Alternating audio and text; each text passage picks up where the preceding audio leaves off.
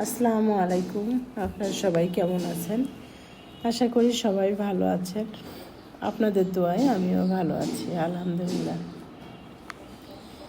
এই যে আজকে চলে আসলাম রান্নাঘরে। আজকে রান্নাঘরে তেমন কোনো রান্না বাড়া নাই, বাসায় কেউ নাই। আপনারা সবাই জানেন যে আমার একটা ছেলে এক মেয়ে, শাপলা। আমি ছেলে তো ঢাকায় থাকে, চলে গেছে, ও নাই। আজকে ভাবছিলাম যে রান্নাই করব না, কারণ ফ্রিজে মাংস রান্না আছে, কোনো রান্না করব না। শাপলাও আজকে আসবে না, ও আজকে ছুটি নিছে। তারপরে ভাবলাম যে সবজিগুলো তো নষ্ট হয়ে যাচ্ছে, শুকায় যাচ্ছে, বাইরেই ছিল সবজিগুলা, তাহলে কয়েকটা মাছ আছে, রান্না করে ফেলি।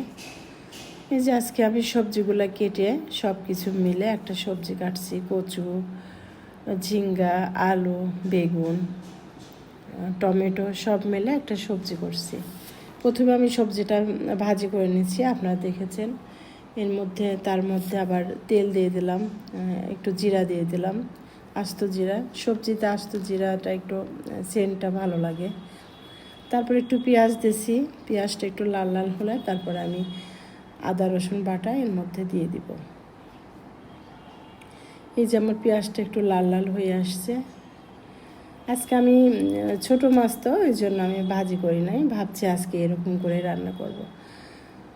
প্রত্যেক দিন তো হালকা ভাজি করে মাছ রান্না করি, আজকে সবজি দিয়ে রান্না করব। ভাবলাম যে আজকে একটু অন্যভাবে রান্না করি। এই যে আমি আদা রসুন বাটা দিয়ে দিছি, দিয়ে একটু হালকা পানি দিয়ে একটু ভালো করে মশলাটা ভেজে নিব। নিয়ে এর মধ্যে আমি মাছটা দিয়ে দিব। এর মধ্যে এখন আমি দিব হলুদ, মরিচ, জিরার গুঁড়া, লবণ দিয়ে আবার আমি খুব সুন্দর করে মশলাটা ভাজি করে নিব। কাঁচামরিচ দিয়ে দিলাম। এখন দিচ্ছি লবণ, দিয়ে ভালো করে মশলাটা একটু ভাজি করে নিয়ে এর মধ্যে আমি মাছটা দিয়ে দিব। মাছটা যেহেতু আমি ভাজি করব না, ওই জন্য আমি মাছটা মশলার সঙ্গে খুবই সুন্দর করে একটু কষায় নিলাম।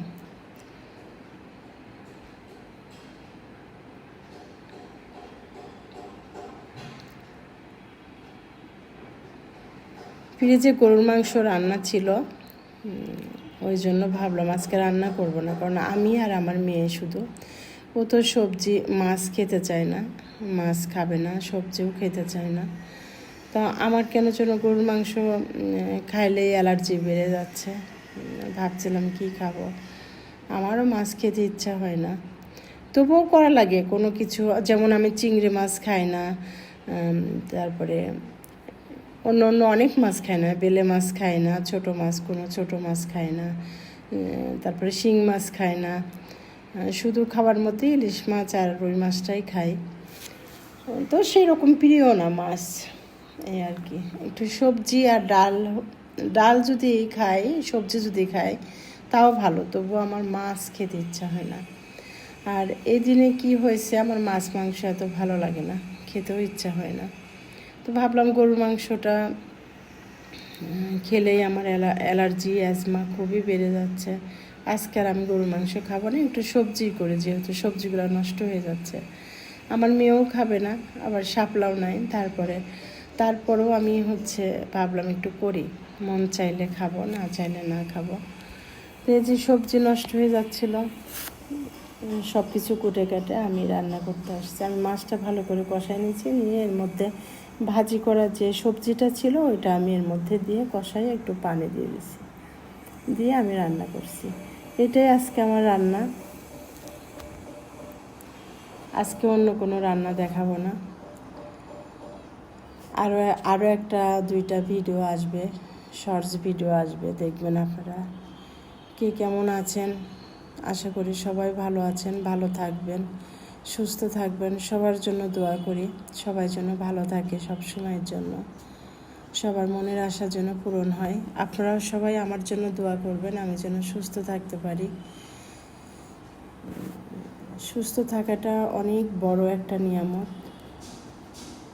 যদিও অনেক অনেক ধরনের অনেক অসুস্থ, তারপরেও ভালো থাকতে হয়, ভালো থাকাটা দরকার। আসলে সংসার করতে হলে সব সময় ছোটোখাটো অসুখ হলেও অনেক সময় বলা যায় না। সবাই ভালো থাকবেন, সুস্থ থাকবেন।